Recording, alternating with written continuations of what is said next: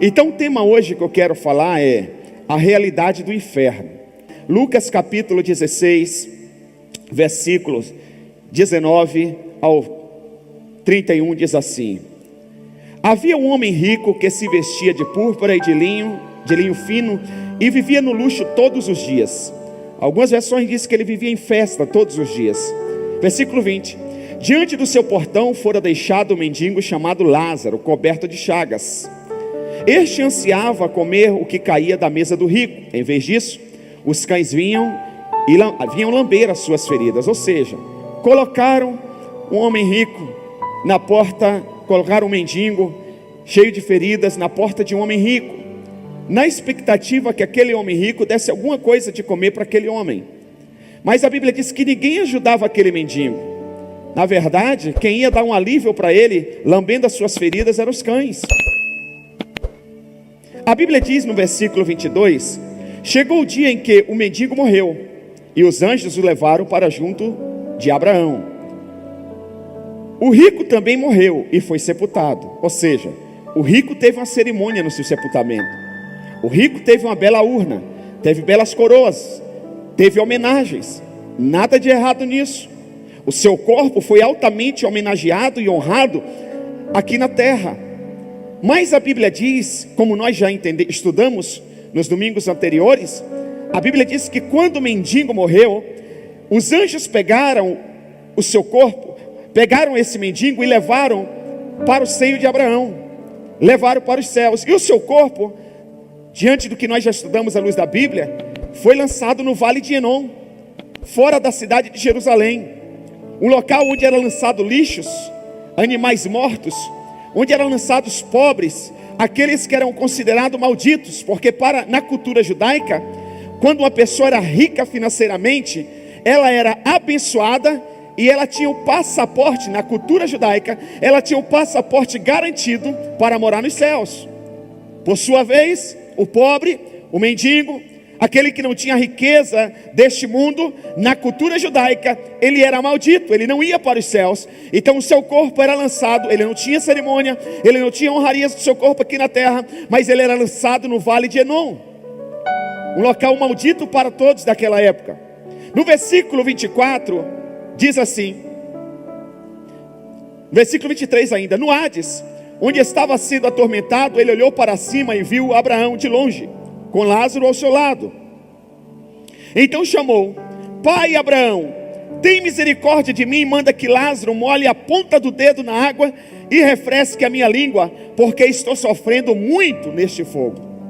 Mas Abraão respondeu: filho, lembre-se que durante a sua vida você recebeu coisas boas, enquanto que Lázaro recebeu coisas más. Agora, porém, ele está sendo consolado aqui e você está em sofrimento.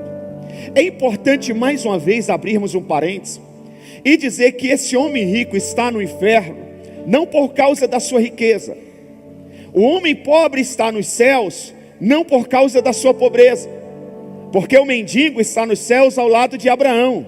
Segundo a Bíblia Sagrada, no livro de Gênesis, Abraão foi um homem muito riquíssimo aqui na terra, e ele está nos céus. A riqueza nunca será um impedimento para alguém ser salvo e ir para os céus. A Bíblia diz que o amor ao dinheiro é a raiz de todos os males. O que levou esse homem para o inferno? O que levou esse homem para o inferno foi conhecer a palavra de Deus, ouvir a palavra de Deus e não praticá-la. É isso que leva uma pessoa para o inferno. Vamos continuar lendo o texto. Versículo 25. Mas Abraão respondeu: filho, lembre-se que durante a sua vida você recebeu coisas boas, enquanto que Lázaro recebeu coisas más. Agora, porém, ele está sendo consolado aqui e você em sofrimento. E além disso, entre você e nós há um grande abismo, de forma que os que desejam passar do nosso lado para o seu, ou do seu lado para o nosso, não conseguem. Versículo 27. Ele respondeu: então eu lhe suplico, pai, manda Lázaro ir à casa de meu pai, pois tenho 5 irmãos. Deixa que ele os avise, a fim de que eles não venham também para este lugar de tormento. Ou seja, o inferno, segundo o relato do Senhor Jesus Cristo, é um lugar de tormento. Versículo 29. Abraão respondeu: eles têm Moisés e os profetas, que os ouçam. Ou seja, Abraão está dizendo, eles têm os pastores. Ele tem a igreja Vida Triunfante, tem a igreja YZ, D. Eles têm os líderes de célula, que eles ouçam, que eles se submetam ao que é ministrado no altar. Aí o homem rico replica e diz: não, pai Abraão, disse ele, mas se alguém entre os mortos fosse até eles, eles se arrependeriam. O cara está desesperado. Versículo 31. Abraão respondeu: se não ouvem a Moisés e aos profetas, tampouco se deixarão convencer, ainda que ressuscite alguém dentre os mortos. E nós sabemos quem ressuscitou dentre os mortos, e eles não o receberam. Jesus Cristo de Nazaré. Feche os seus olhos, por gentileza. Coloque a mão sobre o seu coração e oremos. Pai santo e poderoso, na autoridade que o Senhor já me deu sobre os demônios, sobre escorpiões e serpentes, enfermidades, juntamente com a sua igreja agora, nós fazemos uso dessa autoridade e neutralizamos todas as forças das trevas no raio de 3 quilômetros deste lugar no mínimo. Pai, que nada e ninguém venha impedir os teus servos de absorver essa palavra. Eu te peço, Eterno, usa-me com poder e glória, em nome de Jesus. Traz à minha memória tudo que eu estudei, para derramar sobre a tua igreja nesta noite. Faz outra vez, Pai, assim como o Senhor fez hoje pela manhã. Amém, amém e amém. Essa história do homem rico, a história do homem rico e do mendigo chamado Lázaro. Nós já sabemos que o rico conhecia a Bíblia, mas não a praticava. Nós sabemos que a teologia desse rico era uma teologia muito boa. Ele sabia, ele estava consciente no inferno, ele sabia a casa do pai, ele sabia que tinha 5 irmãos, e ele não queria que a sua família fosse para o mesmo lugar que ele estava. Esse homem rico, nós sabemos, diante da cultura judaica, que ele tinha muita certeza, muita convicção de que ele era uma pessoa altamente abençoada e que iria para os céus. Mas quando ele morreu, teve o seu corpo honrado aqui na terra, mas ele teve a sua alma lançada no inferno. O mendigo morreu e seu corpo foi jogado no vale de Inom, um lugar considerado para os judeus da época maldito. O seu corpo foi desprezado, mas a sua alma foi, o seu espírito foi honrado lá nos céus. Agora, por que Jesus falou tanto sobre o inferno? Jesus falou sobre finanças, Jesus falou sobre amar ao próximo, Jesus falou sobre perdão. Tudo isso é importante, mas Jesus falou muito. Ele falou 72 vezes sobre o inferno, 72 versículos nos 4 evangelhos sobre o inferno. O número 1 é o reino dos céus. A Bíblia diz, nós lemos, pesquisamos, ele falou 82 vezes sobre o reino dos céus. Então preste atenção, a questão de inteligência. Esses 2 temas são muito importantes, porque quando nós tomamos conhecimento de algo que não é bom para nós, nós buscamos o que? Evitar. Por exemplo, a mamãe e o papai diz: filho, você tem filho pequeno, não coloque a mão no fogo, porque se você colocar a mão no fogo, você vai se queimar.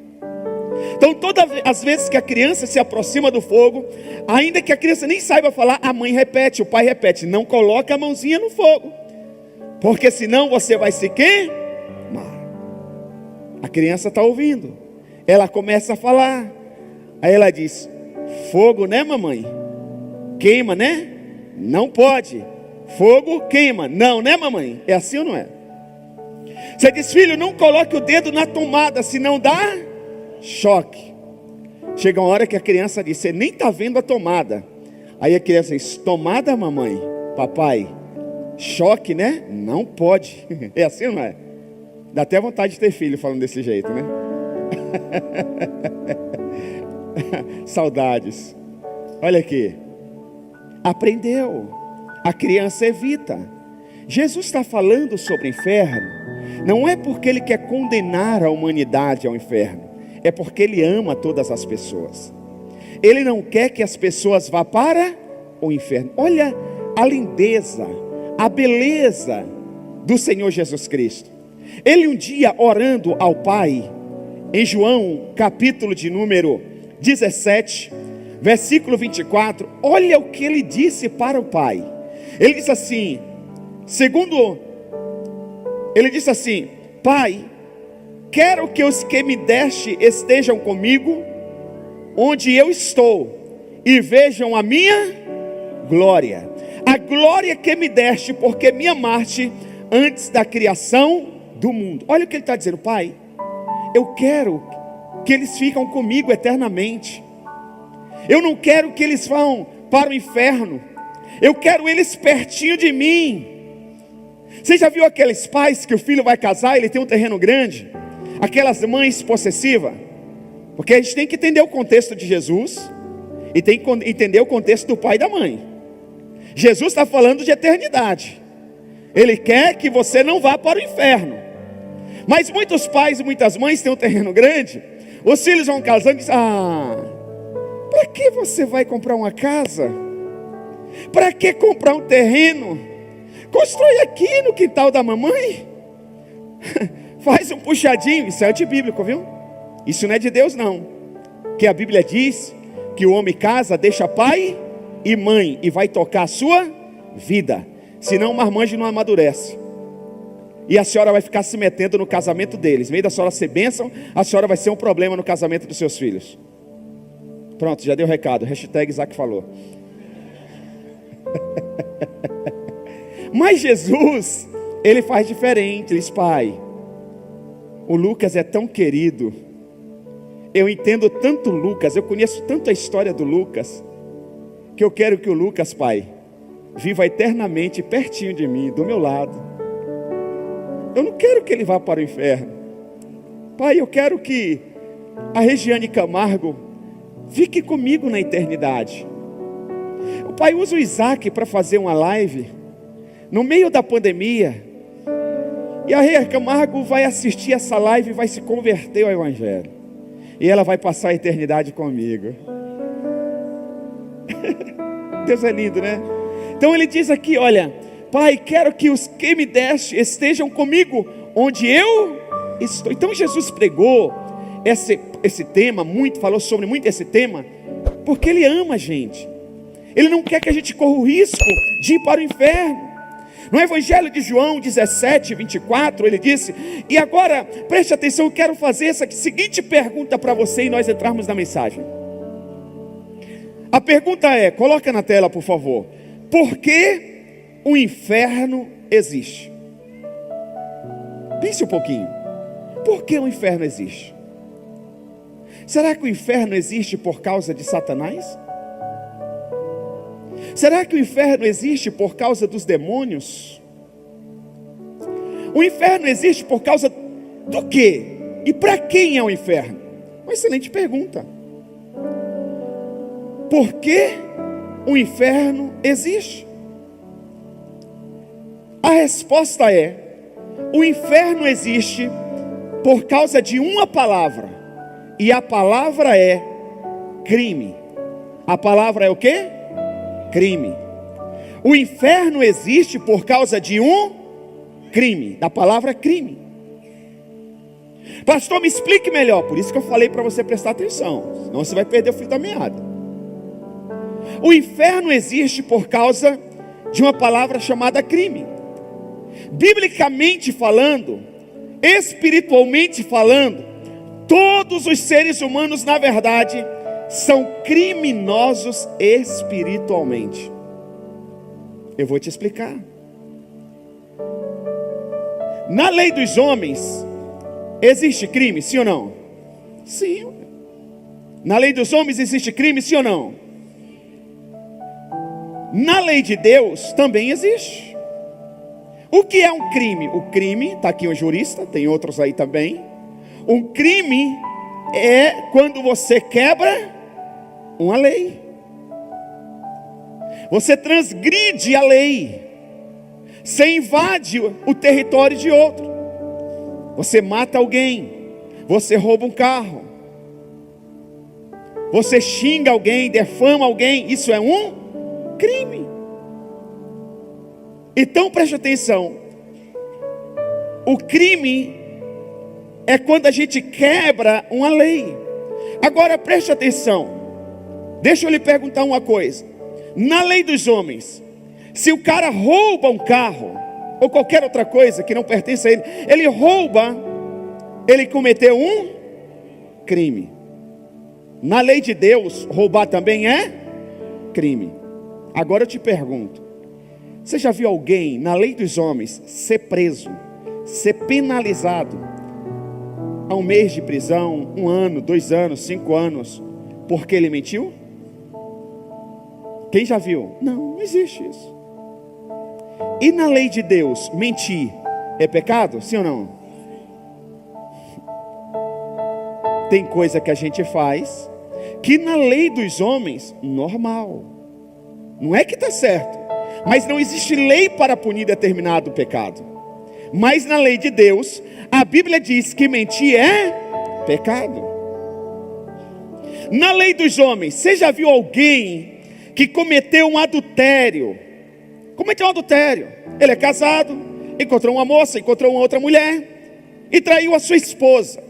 Foi lá no motel, foi em algum lugar, ele traiu a mulher. Você já viu alguém na lei dos homens ser preso por causa desse pecado? Não. E na lei de Deus? É pecado. É um crime. É um crime. Então o inferno existe por causa de um crime. Assim como quando você quebra, viola a lei dos homens, você é punido. Na lei de Deus também você é punido. É importante nós entendermos isso. Quem está me entendendo diz amém. Agora, por exemplo, preste atenção. Pedofilia na lei dos homens é um crime, sim ou não? Sim. Se o cara cometer pedofilia, ele vai para cadeia. Agora eu te pergunto, quem te garante que daqui a 3, 5, 10, 15 anos, pedofilia na lei dos homens vai ser um crime? Quem te garante? Você sabia que já existem leis em Brasília para transformar o pedófilo e provar que o pedófilo ele é doente? Se colocar isso na lei, que um pedófilo é doente, deixa de ser crime. Porque o doente não vai para a cadeia. O doente vai para o hospital. Existe já há anos essa lei tramitando no Congresso.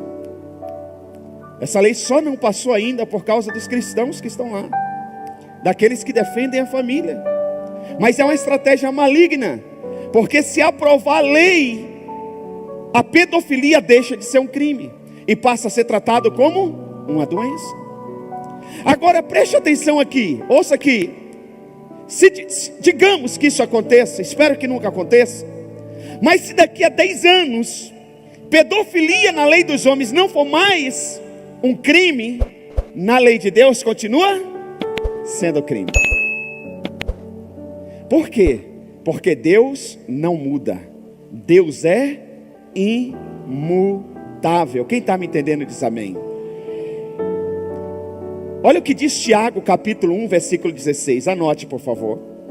Toda boa dádiva e todo dom perfeito vem do alto, descendo do Pai das luzes, que não muda como sombras inconstantes. Deus, ele é imutável.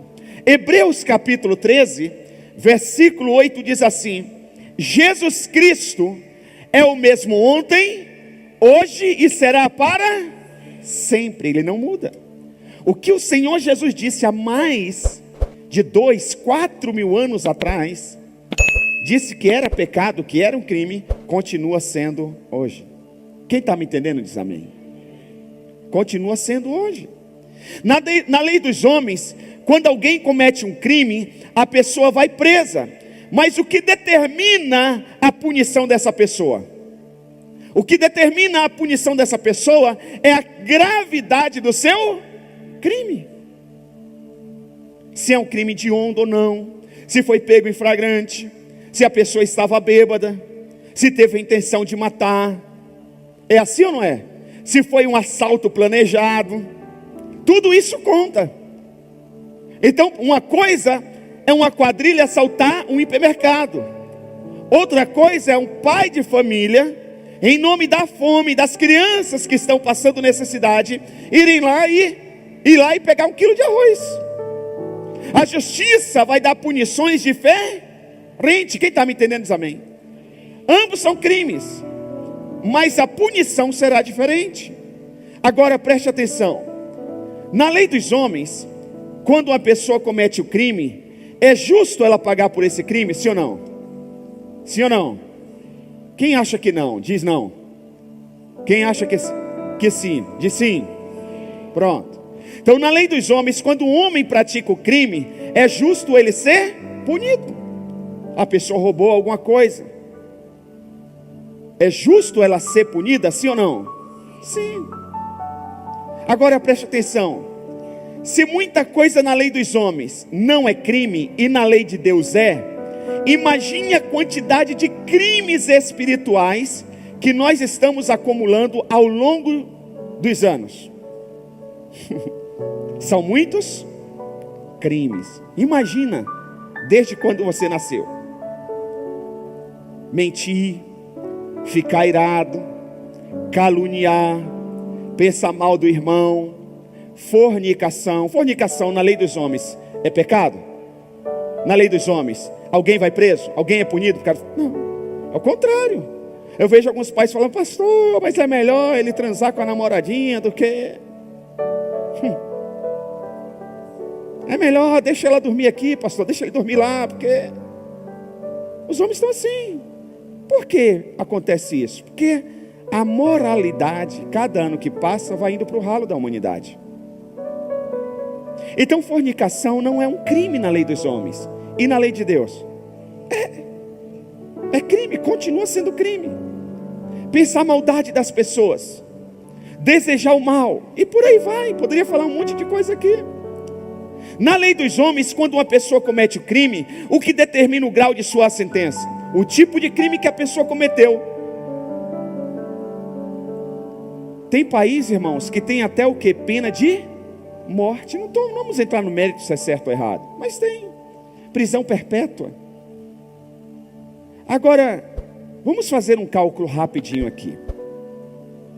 Você acha que uma pessoa pode, ao longo da sua vida, cometer 1 milhão de pecados, 1 milhão de crimes? Esses dias passou, essa semana, na televisão, no jornal, um garoto de 22 anos, que ele já teve 300 passagens na polícia. Consegue entender um negócio desse? 22 anos, lá no Rio de Janeiro, 300 passagens na polícia. Agora, na lei de Deus, você acha que um ser humano pode cometer 1 milhão de crimes? Sim ou não? Pode. E vou te provar que pode. Uma conta rápida, um cálculo rápido. Uma pessoa que tem 70 anos. Quem tem 70 anos aqui de idade? Levanta a mão, 70 anos. Ali tem uma senhora. Mais alguém com 70 anos? 70 anos, ok. Uma pessoa que tem 70 anos de idade hoje, se ela cometer, preste atenção, 39 pecados por dia, ao longo de 70 anos, ela consegue 1 milhão de pecados. É duro, né? Deixa eu te perguntar, você acha que uma pessoa pode cometer 39 pecados por dia, sim ou não? Pode. Jesus disse que nós devemos perdoar quantas vezes ao dia? Se for necessário. 70 vezes. Eu peguei pesado, eu peguei leve aqui, Jesus pegou mais pesado. Jesus está dizendo, você pode pecar até 70 vezes no dia. E se o Wagner, Adriana, pecar 70 vezes no dia, você tem que perdoar. Então é possível sim uma pessoa cometer um monte de crimes. Agora, preste atenção, segundo os estudos, já somos mais de 100 bilhões de pessoas na face da terra. É gente pra caramba. Sim ou não? 100 bilhões de pessoas. Agora você imagina cada uma dessas pessoas cometendo 39 crimes espirituais por dia. Consegue entender a quantidade de crimes espirituais que se comete todos os dias no mundo inteiro? Então, por que o senhor está falando isso, pastor? Para nós entendermos que nós não somos salvos. O ser humano não é salvo. O ser humano não é salvo. Então preste atenção, Jesus Cristo, Ele não veio condenar ninguém, o homem já está condenado. Jesus Cristo não veio condenar ninguém. Quando Ele fala sobre o inferno, 72 vezes, ao longo do seu ministério, Ele não está querendo condenar ninguém. A grande verdade é que Ele está querendo salvar a humanidade da sua condenação. Olha o que diz em João capítulo 12, versículo 47. Olha o que Jesus está falando. Ele disse assim: se alguém ouve as minhas palavras e não as guarda, eu não o julgo. Pois não vim para julgar o mundo, mas para... Jesus não veio, e às vezes a gente quer julgar. Jesus veio para salvar do inferno. Na verdade, a humanidade, ela já está condenada. Ela já está condenada. A igreja, o evangelho, não condena ninguém. O ser humano por si só, ele já está condenado. Ontem nós estávamos no aniversário de família em São Paulo. Nós temos uma bebê na família que está com 1 ano e alguns meses. Tão linda, tão fofa, coisa mais gostosa de se ver. Mas a mãe dela, em determinado momento, tirou o celular. Para quê? Mãe, que toquinho. Falei, ninguém ensinou isso para ela. É a natureza pecaminosa. E a mãe pegou ela, cortou o celular e ela saiu olhando aqui e olhando para o celular, querendo pegar o celular. 1 aninho e alguns meses. Ou seja, o ser humano não é salvo. Jesus veio para nos salvar e nos livrar da condenação eterna. Essa palavra não é para condenar ninguém, é para salvar. Se Jesus que é santo, é perfeito, Ele disse, eu não vim, se alguém ouvir a minha palavra, olha aqui, ouvir a minha palavra, não guardar, não praticar, eu não vou julgar essa pessoa. Eu não vou julgar. Jesus, eu não vim para julgar, pois eu vim salvar o mundo. Eu vim salvar o mundo. Disse-lhe Jesus, João capítulo 11, 25 e 26, disse-lhe Jesus, eu sou a ressurreição e a vida. Aquele que crê em mim, ainda que morra, viverá. E quem vive e crê em mim, não morrerá eternamente. Você crê nisso? Pergunta Jesus. Jesus está dizendo, eu tenho um crédito para perdoar vocês. O evangelho é isso, gente. O evangelho é a coisa mais simples que existe. Por isso que o diabo tenta confundir, Zequine, o evangelho com a religião. Viu, seu Zé? O diabo, ele tenta confundir a igreja evangélica com religião. Porque religião não salva ninguém. A religião, na verdade, ela condena. Você tem que fazer, e se você não fizer, você vai ser punido, porque você tem que fazer, e se você não fizer, você vai para o inferno. A religião diz isso. O evangelho não. O evangelho, Jesus veio apresentar o seguinte: vocês estão condenados, porque vocês pecaram. Eu estou aqui nessa terra, não cometi pecado nenhum. Eu não cometi, fui tentado em tudo como vocês foram, mas não cometi pecado nenhum, eu sou santo.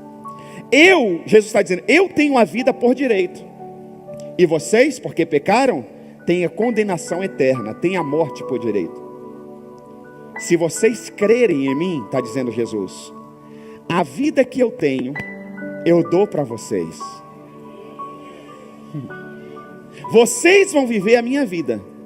E a morte que vocês têm por direito, eu assumo o BO.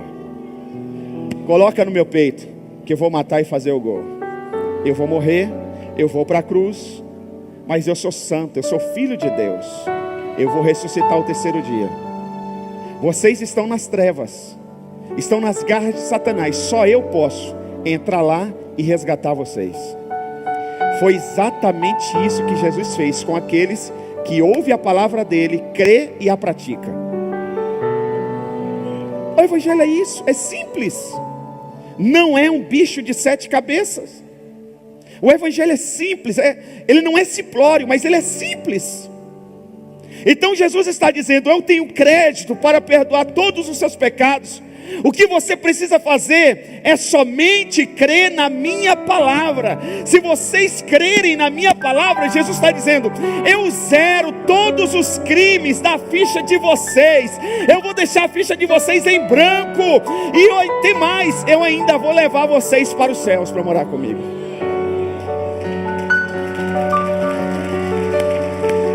Isso é o evangelho. Por isso que nós cantamos aqui: tu és o dono dos nossos dias. Eu perco meu tempo com alegria. Eu vou desgastar minha vida no teu altar. Aleluia, porque a morte que eu tinha, ele morreu por mim. E a vida que ele tinha por direito, ele me deu. E ainda vai me levar para os céus. Aleluia. Glória a Deus. Então preste atenção. Deus não quer que ninguém vá para o inferno. Quem já viu algumas pessoas nervosas, no auge do nervoso, falar: eu quero que você vá para os quintos dos infernos. Aquele desgraçado, o pastor me traiu. Eu vou arrancar os documentos dele e ainda vou mandar ele para o inferno. Jesus não faz isso. Jesus disse: você cometeu o crime, coloca na minha conta. Eu zero a sua conta. É só você crer em mim. Só isso, cara. Só crê na minha palavra. E quem crê, pratica. Ele está dizendo. Quem crê, pratica. Então preste atenção. Jesus não quer que ninguém vá para o inferno. Evangelho de João 3,16. Porque Deus tanto amou o mundo, que deu seu Filho unigênito, para que todo aquele que nele crê não, mas tenha vida eterna. É isso que o Senhor Deus quer para todos, mas nem todos querem Deus. É isso que o Senhor Deus quer para todos, mas nem todos querem Deus. Olha o que diz Salmos de número 116, versículo 15. Diz assim: preciosa é aos olhos do Senhor a morte dos seus santos. Como assim, pastor? Porque lembra o texto de João que nós lemos? Que o Senhor Jesus orou ao Pai, dizendo: Pai, eu quero que os que tu me deste estejam onde eu. Ele não quer a gente perto dele? Então na verdade, ao pé da letra, ouça isso aqui, isso é muito forte. Ao pé da letra, quando nós temos um familiar, um ente querido, um amigo, um irmão que falece, que morre para esse mundo, em vez da gente chorar de tristeza, no pé da letra do evangelho, nós tínhamos que nos alegrar, porque agora o pedido do Senhor Jesus Cristo, aquele que morreu no nosso lugar, está sendo atendido pelo Pai. Aquele que está morrendo aqui na terra, vai viver eternamente com Ele agora nos céus. É louco, né? Mas é isso aí. Então Deus não quer que ninguém se perca. Agora preste atenção: santo não é quem é perfeito. Santo é aquele que foi perdoado. É importante nós entendermos isso. Que o inimigo é mestre em nos acusar. Você não é santo, você fez isso. Santo não é quem é perfeito. Santo é quem foi perdoado. E nós fomos perdoados lá na cruz do Calvário. Agora, o que é inferno? Para a gente caminhar para o final. O que é inferno? Uma boa pergunta. Porque a visão que nós temos de inferno, preste atenção, é através dos filmes de Hollywood. Como que são os filmes de Hollywood com relação ao inferno? Satã está lá, capa preta, chifrão, trem dente. Ele entra numa sala toda escura, fogo do lado, atrás, assim não é? E ele está todo nervoso, irado, revoltado. E daqui a pouco chegam os demônios. De onde você veio? O que você fez? Eu matei o fulano de overdose. Eu destruí a família de Beltrano. Eu estuprei fulana. Isso aí, pai. Eu transformei alguém em alcoólatra. Ou então ele diz assim, nos filmes, né? A igreja está avançando muito. O que a gente pode fazer para parar o crescimento? Aí um demônio diz assim: faz tal coisa com o pastor, que aí todo mundo sai da igreja. Faz não sei o que lá, que todo mundo vai perder o foco. Aí saem os demônios, outro dá uma ideia, sai os demônios para executar. E daqui a pouco, lá no final do filme, volta os demônios para prestar contas para Satã. É isso ou não é? Isso é uma visão de Hollywood com relação ao inferno. O inferno não é nada disso. Pastor, o que é o inferno? É a casa do diabo? Também não. O inferno é o lugar que o diabo está lá preso? Também não. No dia que Satanás entrar no inferno, nunca mais ele sai.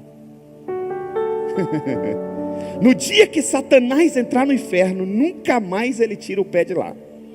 Pastor, me explique o que é o inferno. O inferno, primeira coisa eu gostaria que você anotasse: o inferno não é a casa do diabo e nem o seu reino. O inferno não é a casa do diabo e muito menos o seu reino.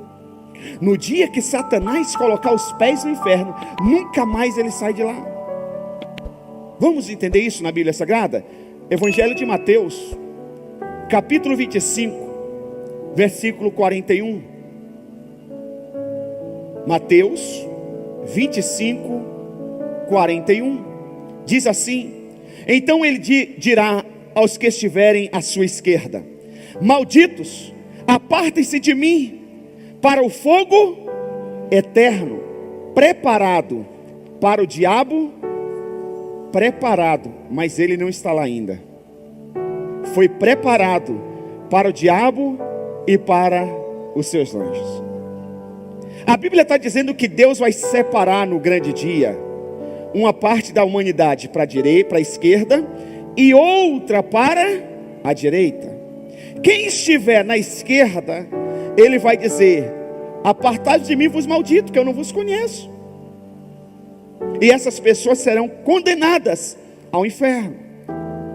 Apocalipse 20, versículo 10 diz assim: o diabo que as enganava foi lançado no lago de fogo, que arde com enxofre, onde já haviam sido lançados a besta e o falso profeta.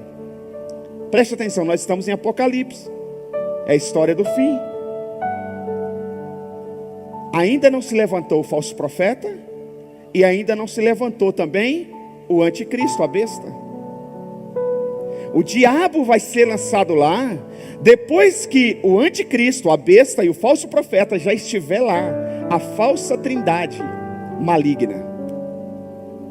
É importante nós entendermos isso. O texto continua dizendo: e eles serão atormentados dia e para todo. Nunca mais sai de lá. No dia que entrar lá, nunca mais sai de lá. Lá no futuro, quando tiver a trindade satânica querendo imitar o Pai, o Filho e o Espírito Santo, aí sim, Satanás será lançado lá.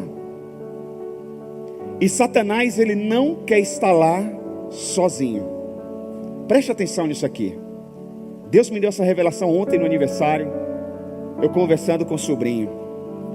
Preste atenção: nenhum rebelde, quando se rebela, ele quer se rebelar sozinho. Nenhum rebelde. Eu sou empresário, você é advogado.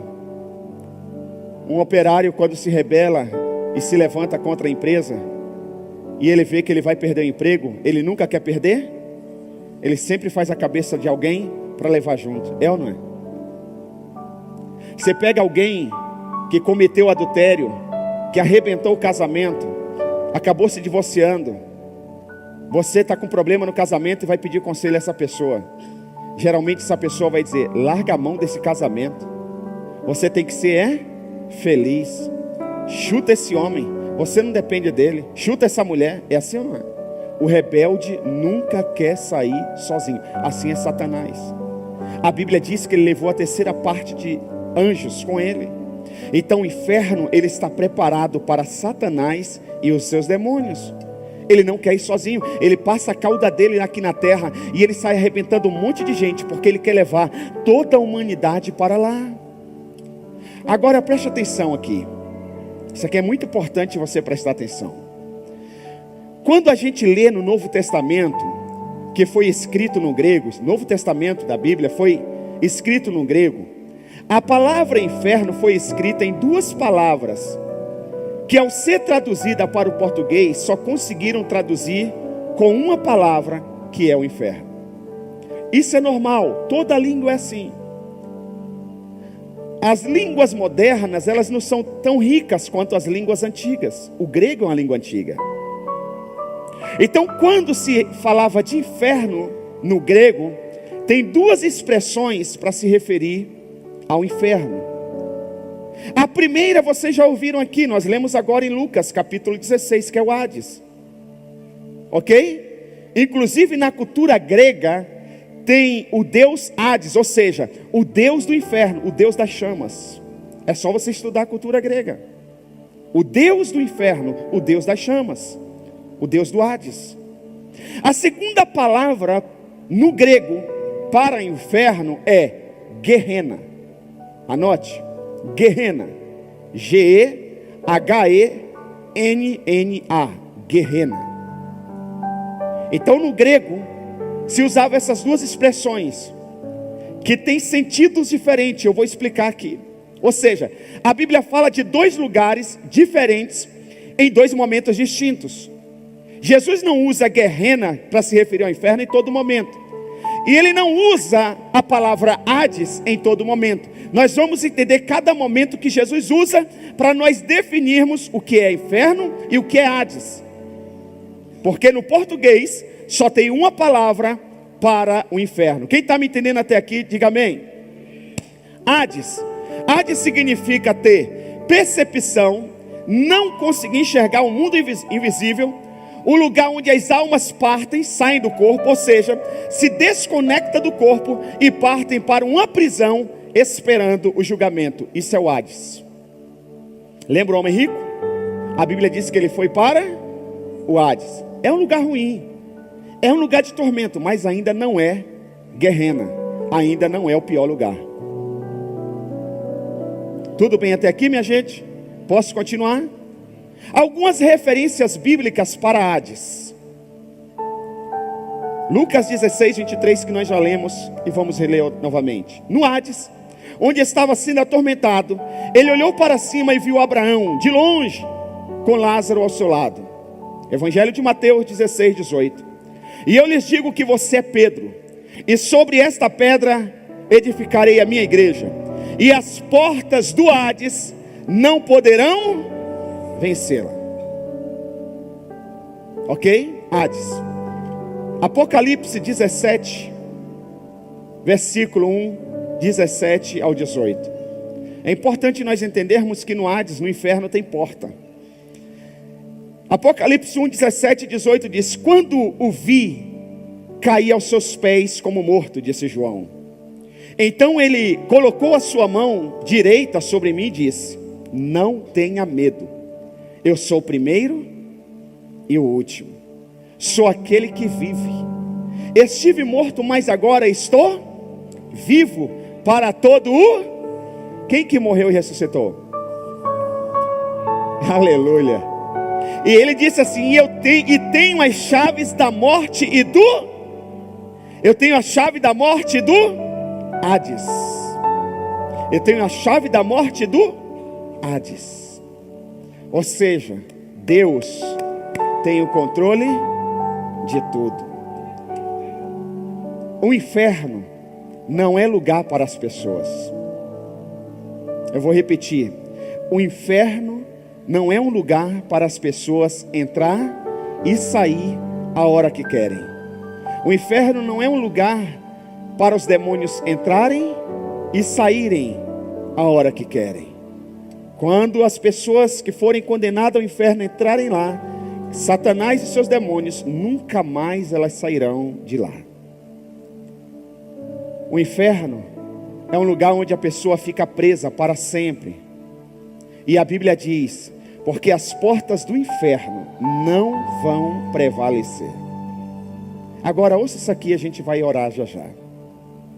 Por que as portas do inferno não vão prevalecer, disse Jesus? Porque Jesus está dizendo assim: a igreja, a minha igreja, vai avançar tanto, vai crescer tanto, aqueles irmãos vão ganhar tanta gente para Jesus, que a porta do inferno, ó, não vai ter ninguém para entrar lá. Não vai ter ninguém para entrar lá.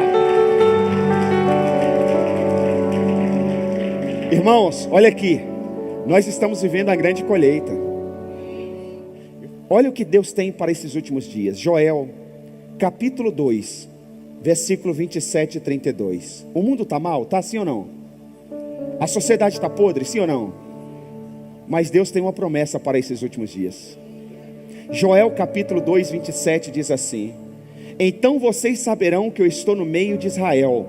Eu sou o Senhor, o seu Deus, e não há nenhum outro. Nunca mais o meu povo será humilhado. 28, e depois disso, olha aqui: derramarei do meu espírito sobre todos os povos. Os seus filhos e as suas filhas profetizarão. Os velhos terão sonhos e os jovens terão visões. Ou seja, toda a faixa etária vai ser cheia da glória de Deus.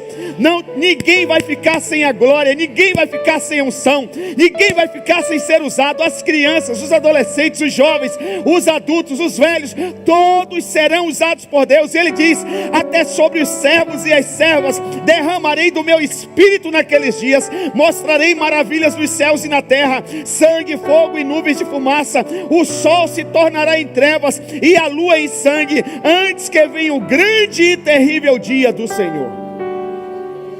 E todo aquele que invocar o nome do Senhor será salvo.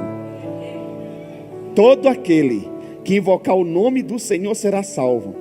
Pois conforme prometeu o Senhor no Monte Sião, em Jerusalém, haverá livramento para os sobreviventes, para aqueles a quem o Senhor o chamar. Aleluia, glória a Deus. Agora, o segundo nome para o inferno: Guerrena. Diga Guerrena. Guerrena é a junção de duas palavras, Guerrinom, que significa Vale das Lamentações. Um lugar no sul de Jerusalém que se praticava coisas terríveis, terríveis mesmo. Depois, com a evolução do tempo, aquele vale tornou um lugar de queimar lixos e animais. Possivelmente um mendigo pode ter sido lançado nesse lugar. Eu vou te dar algumas referências também sobre Guerrena. Mateus 5, 22. Mateus 5, 22 diz assim: eu porém vos digo que todo aquele que sem motivo se irá contra o seu irmão está sujeito a julgamento. É um crime espiritual. E quem proferir um insulto a seu irmão estará sujeito a julgamento no tribunal. E quem lhe chamar tolo estará sujeito ao inferno de fogo. Guerrena. Toda vez que a Bíblia falar inferno e falar fogo, é Guerrena. Que Guerrena é o estado final. Quem entra lá não sai mais nunca. Mateus 10, 28. Não temais os que matam o corpo e não podem matar a alma. Temei antes aqueles que podem fazer parecer, que podem fazer, temei antes aquele que pode fazer parecer no inferno tanto a alma como o corpo, que pode fazer perecer no inferno tanto a alma como o corpo. Guerrena. Esse fogo aqui, inferno, é Guerrena, porque fala inferno de fogo. Mateus 10, 28. Não temais os que matam o corpo e não podem matar a alma. Temei antes aqueles que podem fazer perecer no inferno tanto a alma como o corpo. Mateus 23, 14 e 15. Ai de vós, escribas e fariseus, hipócritas, porque devorais as casas das viúvas e para justificar o fazeis longas orações. Por isso sofrereis juízos muito mais severos. Olha aqui a punição. O crime é pior. O cara está indo na casa das viúvas, está comendo tudo, está mentindo. E aí o cara faz orações longas, só para mostrar que ele é de Deus. Jesus está dizendo que essa pessoa, ele vai perecer ainda mais. O julgamento dele será severo, e ele vai perecer ainda mais no inferno. Ai de vós, escribas e fariseus, hipócritas, porque rodeais o mar e a terra para fazer prosélito, e uma vez feito, tornais filhos do inferno 2 vezes mais que vós. Ou seja, a punição será pior para essa gente. Mateus 23:33, serpentes, raças de víboras, como vocês escaparão da condenação ao inferno, Guerrena? Perceba que a palavra Guerrena, ela é usada, associada ao julgamento, juízo e condenação. A palavra Guerrena, ela é associada a juízo, condenação e fogo eterno. Agora preste atenção, o mundo natural é reflexo do mundo espiritual. O mundo natural, esse mundo que nós vivemos aqui, ele é reflexo de do mundo espiritual. Então vamos lá. Uma pessoa, quando é presa em flagrante, ela fica esperando o julgamento, e depois de sentenciada, levam ela para onde? Uma penitenciária.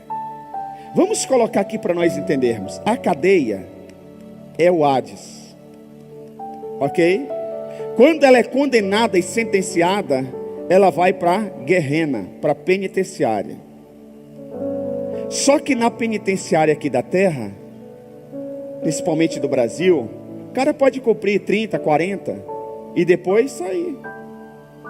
Na penitenciária Guerrena espiritual, não sai nunca mais, porque lá é para sempre. Quem está me entendendo diz amém. Ok, vamos lá.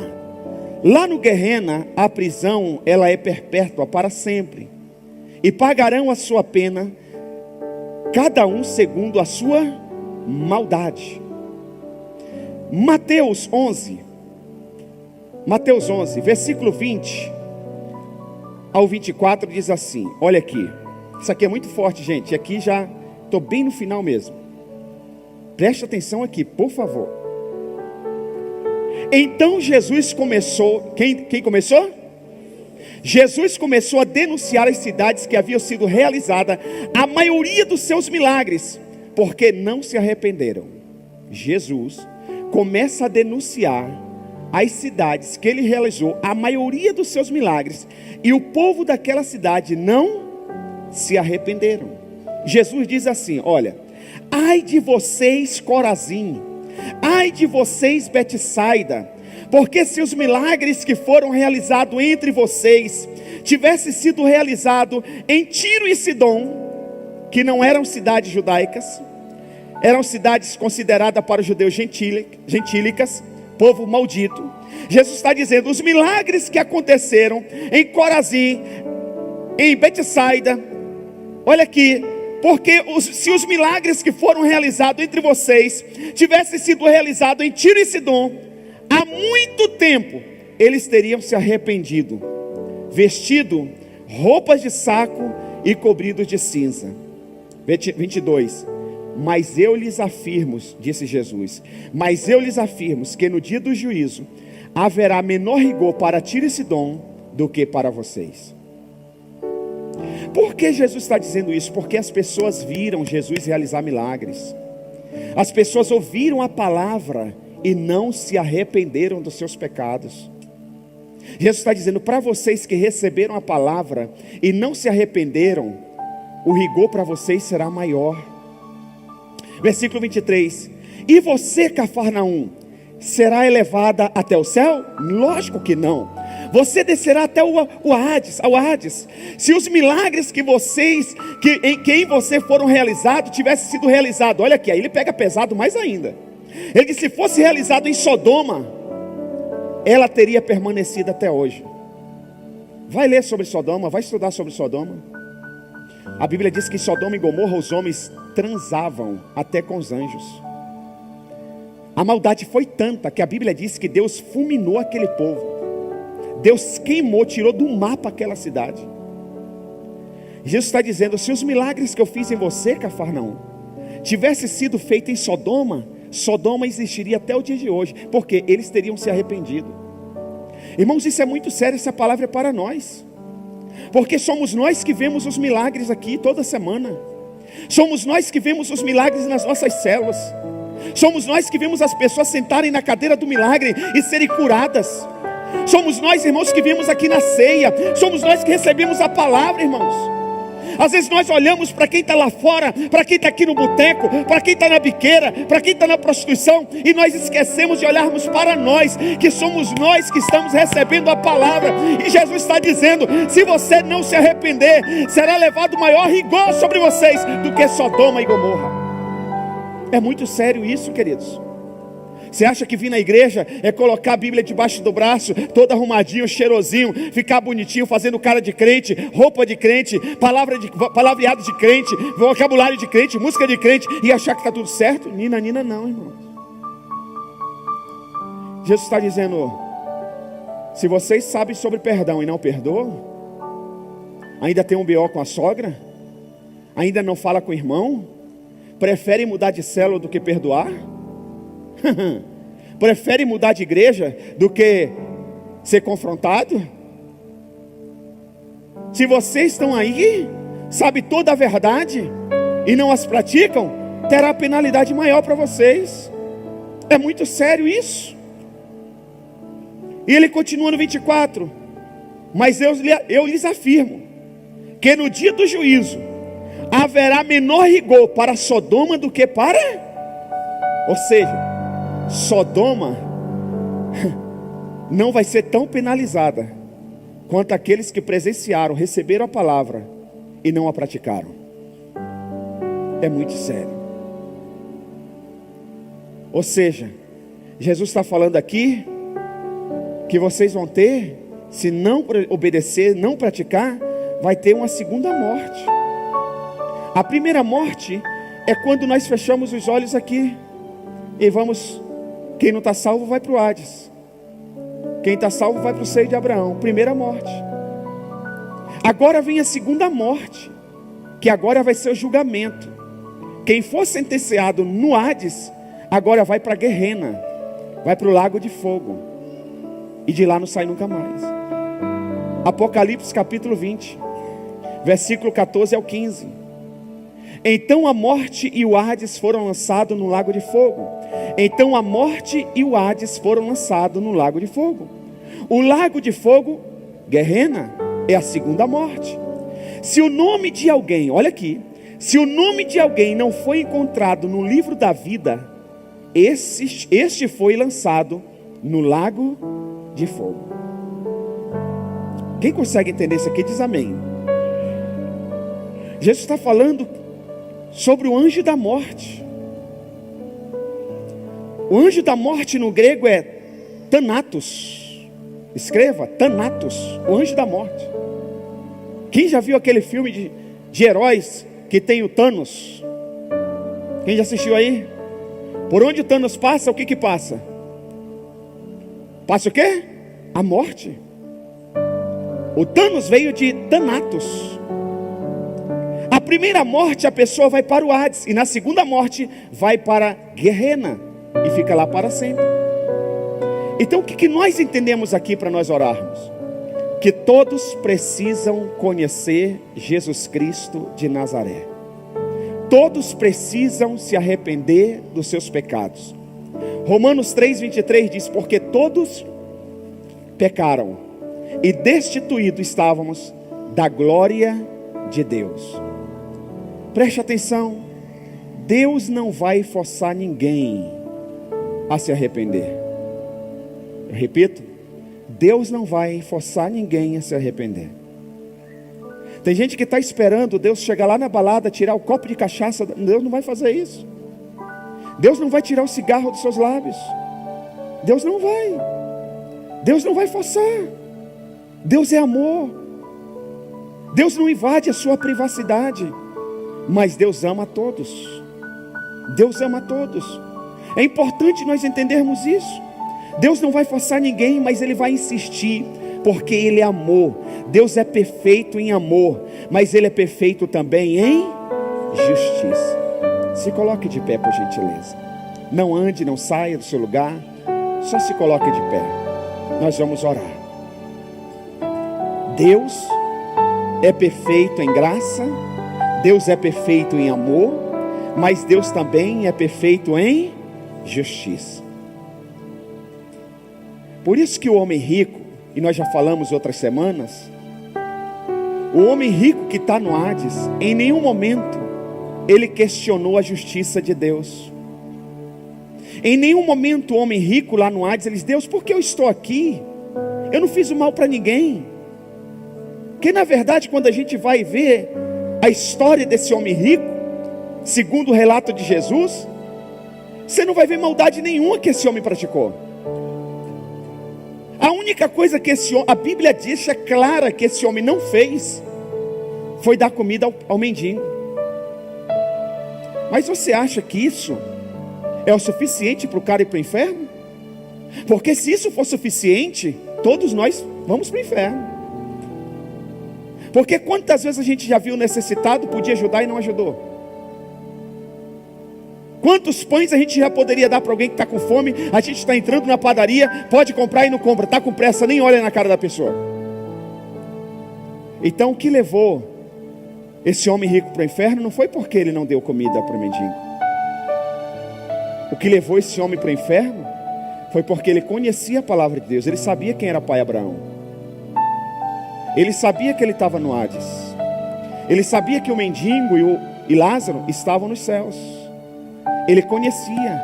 É tanto que ele conhecia que ele não queria que os irmãos dele, os 5 irmãos, fossem para o lugar que ele estava. Esse cara conhecia teologia. Ele conhecia sobre Deus. O que levou ele para o inferno, pastor? É que ele conhecia, mas não praticou a palavra de Deus. Ele não recebeu. Meus irmãos, e todos nós corremos esse risco, porque nós conhecemos a palavra de Deus, mas muitos de nós permanecemos no pecado. Muitos de nós preferimos permanecer na maldade. 1 de Timóteo capítulo 2, versículo 3 ao 6 diz assim: isso é bom e agradável perante Deus, nosso Salvador, que deseja que todos os homens sejam o quê? Qual que é o desejo de Deus? Que todos os homens sejam e cheguem ao conhecimento pois há um só Deus e um só mediador entre Deus e os homens, o homem, Cristo Jesus, o qual se entregou a si mesmo como resgate por todos. Esse foi o testemunho dado em seu próprio tempo. Feche os seus olhos, por gentileza.